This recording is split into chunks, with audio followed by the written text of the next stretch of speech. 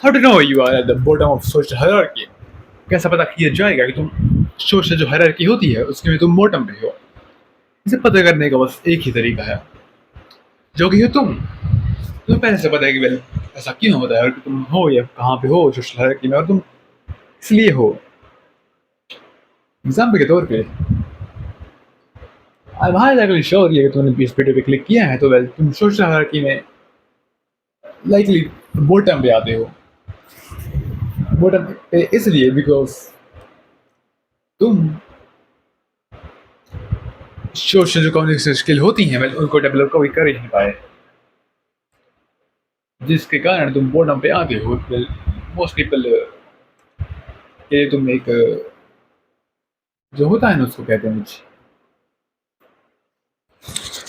एक जो व्यक्ति होता है जिस व्यक्ति को तुम यहाँ पे लगा देते हो और यहाँ पे भी कर देते हो, उस तरह का व्यक्ति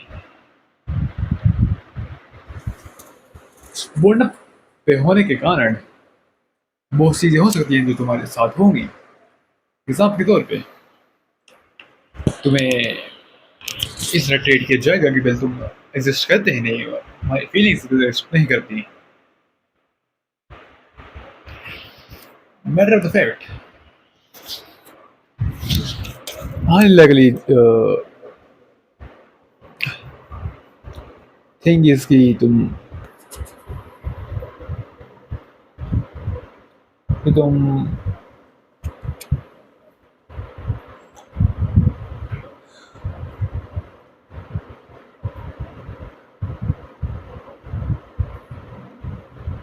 बता नहीं पाओगे तुम क्या करते हो, तुम क्या कर रहे हो। ये एक बहुत नॉर्मल चीज़ है, इतनी नॉर्मल कि वेल इसको हर किसी के द्वारा किया जाता है। Matter of the fact is most people जो सोशल हायरार्की में होते हैं वो बॉटम पे होते हैं। बॉटम पे they are basically invisible. Default setting होती है उनकी वो एक्टिवेट हो जाती है, जो कि लाइक बेसिकली उनको इनविजिबल बनाता है। और इनविजिबल होने के कारण वेल वो ज़्यादा कुछ कर नहीं पाते।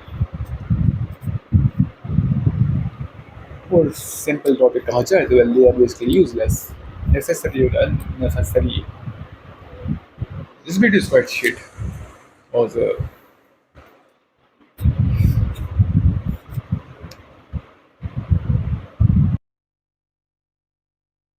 so well मैं कह रहा था सोशल हायरार्की में तुम बॉटम पे हो बिकॉज बॉटम पे नहीं होगे तो तुम कहाँ होगे।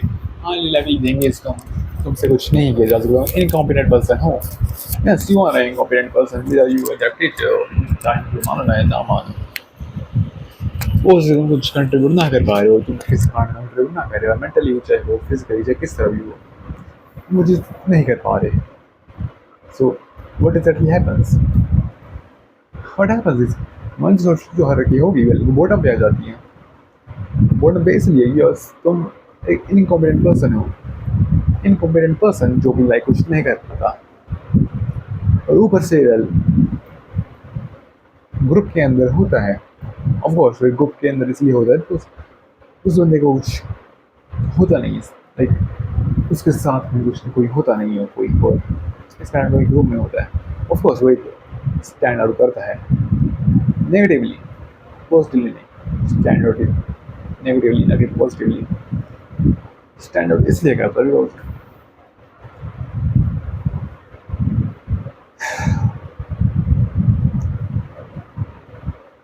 that person has no friends, that's the reason he stands out. And you know stand out करना बुरी चीज़ नहीं है, बुरी चीज़ ये है कि जब तुम स्टैंड आउट करते हो वेल तुम्हारे वाले लोग मजाक उड़ाता है, दैट्स द बैड थिंग। और ये जो मैं बता सकता है वेल तुम सोच रहे कि कहाँ हो, अगर तुम्हें लाफ ऑफ मैं हंसना पड़ रहा है ये बताने के लिए कि हाँ मुझे जो तुमने जो मारा वेल वो एक अच्छा लगा, मुझे नहीं लगा, वो लाफ ऑफ करना पड़ रहा है वेल तुम्हें तो वेल किया you are pretty much at the bottom। ये तुम्हें अच्छा लगे या ना लगे, you know recently I've been trying to understand something which is called orgasm. Paper orgasm is basically paper. This is orgasm. The paper on paper. So like paper on paper. Yeah. No different. Yeah. This is called the paper orgasm. और ये pen.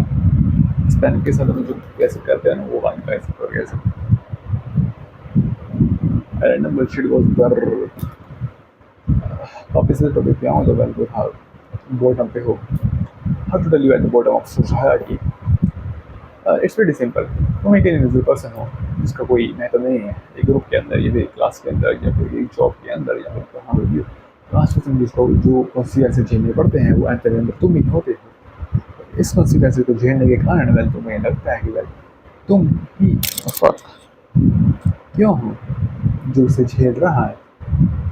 बस तुम ही हो bottom पे. अगर bottom पे नहीं हो तो आज लाइक चांसेस हैं वो चीज़ नहीं झेलनी पड़ती. हो सकता है कि तुम वो चीज़ झेलनी नहीं पड़ती बट तुम वो चीज़ किसी और के ऊपर झेलना पड़ती है इंटेंशनली और अनइंटेंशनली. जो तुम्हें चाहे जो संभाल सकते हो बट या that's truth as a truth joke में हर किसी को जमता नहीं है. एक ट्रुथ जो किसी चीज़ को जमता नहीं है बट वो ट्रुथ ही क्या होगा जो सही सैलो जज नहीं कर पाएगा. इसलिए मैं कहता हूँ मोस्ट टाइम जब तुम्हें कोई जज करता है तो वेल प्रॉब्लम इज तुम बोर्ड पे हो. बोर्ड पे होना एक बुरी चीज़ इसलिए है बिकॉज तुम एक इनकॉम्पिटेंट पर्सन हो. Incompetent well both ways means both ways mentally भी और physically भी. You can pretty much argue both but pretty much both. Yeah. But hey, it's a good thing. जितना तुम मेंटली कमज़ोर हो गए इतनी हाई प्रोबेबिलिटी है अगर तू अप्लाई करो ज़िंदगी में अगर तुम अप्लाई करो तुम मेंटली स्ट्रॉन्ग बनोगे. जितना तुम मेंटली कमज़ोर हो गए हाई लाइकली प्रोबेबिलिटी उस तरह इसको अडेप्ट कर पाओगे. Versus compare to strong person जब उसको एक फॉल जो मिलता है उस फॉल को झेल के उसको वापस उड़ने में समय लगता है compare to the person who is making falling in on his whole life. उसको समय लगेगा उसको भी और उसको समय उड़ने के लिए लगेगा. उसी समय को तुम उड़ने के लिए लोगे तो वही चीज़ वहाँ पर बन जाती है जो भी है अ फॉर्म ऑफ साइकिल. इस साइकिल को तोड़ा नहीं जा सकता ना किसको रोका जा सकता है. Being able to tell how where you land in social hierarchy is pretty good thing. Self-awareness is pretty good.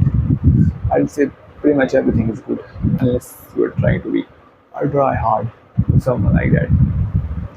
I don't try hard करने की कोशिश कर रहे हो तो well I will chances are you are going to succeed in that thing. Most people are able to tell you to try hard कर रहे हो.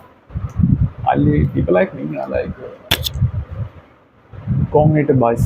उनके जो होता है ना cognitive bias होता है उसको रखते हैं. Like cognitive bias is basically narcissism. जैसे कि मैं बता रहा हूँ मैं बॉटम में हो तुम इंक्लाइन पे तो बॉटम पे इसलिए हो because you won't have click on this video unless जो क्लिक करते हैं नहीं अगर तुम बॉटम पे होते तो well you know bro you know. And I don't think I need to explain steps and things like that to the person. Matter of the fact is, the more think like is, the more the endings like going to be. Yeah.